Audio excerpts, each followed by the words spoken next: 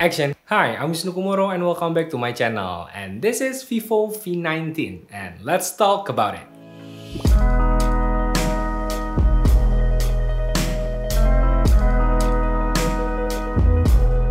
Jadi di bulan Maret 2020, Vivo Indonesia mengeluarkan varian terbaru dari V-Series-nya atau V-Series-nya, yaitu adalah V19.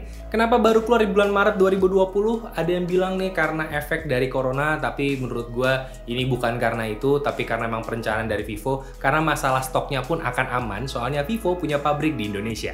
Dan sebagai penerus di seri V, ini masih tetap meneruskan keunggulan dari seri V, yaitu adalah layar, kamera, dan performa. Vivo V19 hadir dalam dua warna, Crystal White dan Arctic Blue.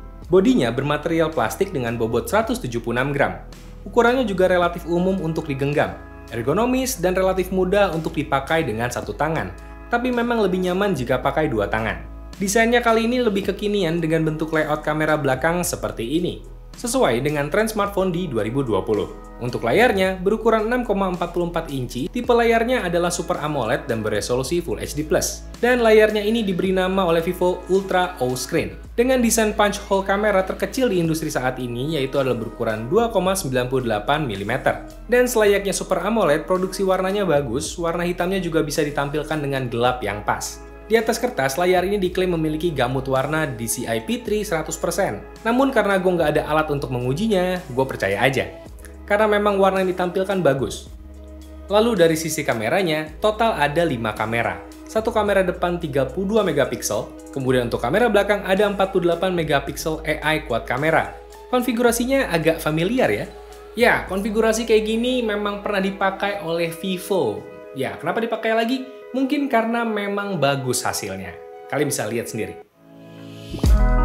Hasil foto dan videonya overall cukup baik, karena di Vivo V19 ini didukung dengan teknologi Ultra Stable ACE. Dan resolusi yang ditampilkan juga bisa tinggi. Modenya pun lengkap, mulai dari yang lucu-lucuan buat hiburan, hingga ke fitur serius untuk fotografi. Untuk night mode-nya hasilnya surprisingly cukup bagus, terutama dalam produksi warna, shadow, dan highlight-nya terasa cukup pas. Meski untuk detail dan sharpness, menurut gue masih bisa diimprove lagi. Mungkin nanti ada update software untuk hal ini. Lalu super makronya juga cukup lumayan. Bisa dijajal untuk mereka yang suka bereksperimen untuk ambil foto jarak dekat hingga 4 cm. Untuk super wide angle-nya menampilkan sudut 108 hingga 120 derajat yang hasilnya memang beneran lebar. Kemudian untuk kamera depan, ini cocok banget untuk yang suka selfie. Bahkan selfie malam hari. Bisa tetap terang dengan super night selfie. Dan setelah puas ambil foto dan video, semua file itu bisa dimasukkan ke dalam handphone ini karena memang storage-nya besar, 256 GB. Dan ada varian lain yang 128 GB juga. Meskipun variannya lebih kecil storage-nya, tapi menurut gua tetap muat untuk menampung semua itu. Dan tidak hanya foto dan video, tapi kalian juga bisa masukin film, install aplikasi lebih banyak, kemudian juga install game lebih banyak. Dan untuk storage, sebenarnya gue udah pernah bikin video terpisah, ya terutama ya, di handphone Vivo. Kalian bisa cek link videonya di deskripsi. Kemudian dalam pemrosesannya, Vivo V19 ini ditenagai prosesor Qualcomm Snapdragon 675 dan RAM 8GB. Untuk performanya, ini bisa dengan baik mendapatkan FPS tinggi, terutama jika berjalan di aplikasi dengan OpenGL Embedded System 2.0. Dan cukup mampu juga menjalankan game mainstream di Android. Apalagi ada fitur seperti Vivo Multi Turbo untuk peningkatan pengalaman bermain game. And overall, I have mixed feelings about this phone karena ini adalah smartphone baru, tapi entah kenapa terasa familiar.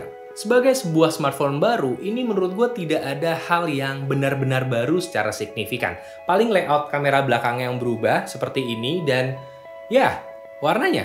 Paling kalau mau ditambahin ada sedikit perubahan juga di beberapa angka di spesifikasinya. Lalu, apakah ini sebuah upgrade? Well, secara rasional, iya, ini adalah sebuah upgrade karena ada penambahan di sana-sini dan juga secara angka ini yang paling tinggi, V19 ya, jadi ini adalah yang terbaik dari Vivo Indonesia. Tapi apakah hanya segini kemampuan Vivo? Menurut gua sama sekali tidak, karena sebenarnya Vivo itu adalah brand yang ambisius. Mereka punya project-project yang menampilkan teknologi terkini, yang tercanggih. Contohnya adalah Apex. Apex adalah project ambisius dari Vivo yang menampilkan teknologi yang mutakhir. Tapi di Indonesia, ya penggemar Vivo memang harus lebih bersabar, karena memang yang terbaik dari Vivo Indonesia sejauh ini adalah V19. Dan bagaimana kedepannya untuk Vivo ini, kita tunggu aja bersama-sama. Semoga produk-produk terbarunya yang global keluar ya, di Indonesia juga bisa masuk. Amin ya, semoga kita bisa merasakan itu juga. Dan Apakah V19 berhenti sampai di sini?